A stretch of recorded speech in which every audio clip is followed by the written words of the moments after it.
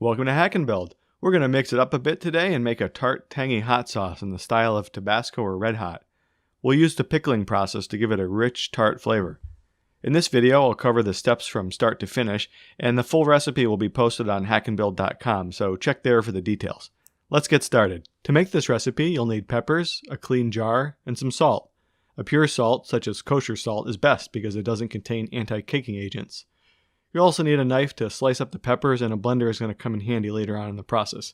I also highly recommend wearing gloves while slicing up the peppers. I couldn't resist using the machete I made in the previous episode. It went through those peppers like butter.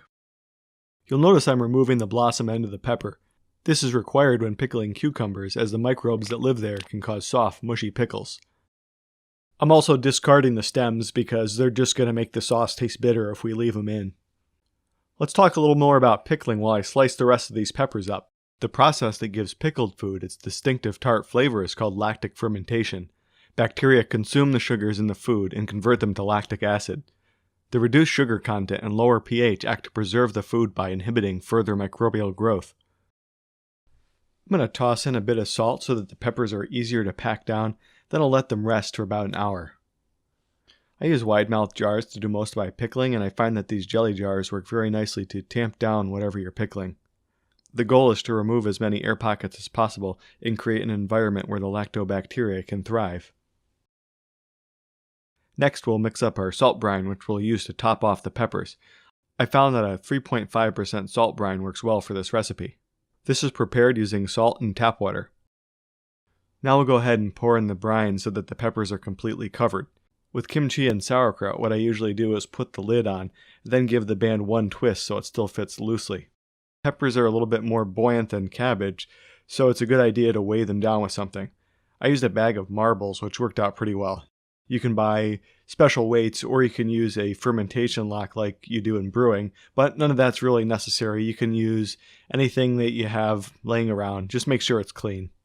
Now we'll let our microbial friends get to work. The ferment will take around a week or two, and you'll want to keep the jar at about 60 or 70 degrees. Higher temperatures will produce some really funky flavors, and much lower than 60 you won't get any fermentation. Check the peppers every day or two, and if you notice discoloration on the top of the jar, just remove it. This shouldn't be a problem though if the peppers are submerged in the brine. While the lactobacteria that ferment our food are helpful, there's one species out there that's toxic, botulinum. The good news is that botulinum cannot survive in salty and acidic conditions, so our hot sauce will be well within the safe zone. Just relax and let the lactobacteria do their job. Well, my peppers are done fermenting, so let's finish up the hot sauce. One thing to note is that you may see a whitish sediment on the bottom of the jars.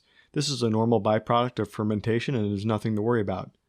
The only thing left to do is extract the hot sauce. I've already pureed the mixture in a blender, and now I'll use a mesh strainer to get out as much of the liquid as I can.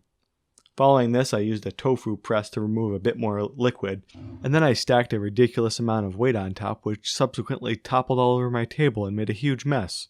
I was able to extract a pretty decent amount of liquid just using the strainer, so I probably wouldn't bother setting up the press in the future. Alright, our sauce is ready. By itself, the sauce has a pleasant green jalapeno taste with some pickly notes. I wanted a more complex flavor, so I did a couple batches using varying amounts of garlic. I also added some chipotle pepper to give it a nice smoky flavor. During fermentation, your garlic will turn a crazy blue color.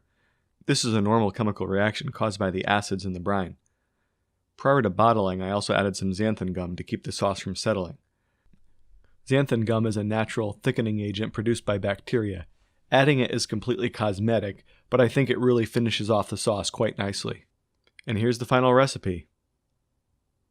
I'll also put a printable version of the recipe on hackandbuild.com, so check there for that. Well, that's pretty much it. The pickling process is pretty easy, and I hope you give it a try. To me, there's something magical about fermentation, whether you're turning malted barley and hops into beer or fresh cucumbers into dill pickles. Next time I'll be back in the shop, but I do plan on making more food-related videos. For instance, I'd like to make a cold smoker for making my own smoked sausages or chipotle peppers.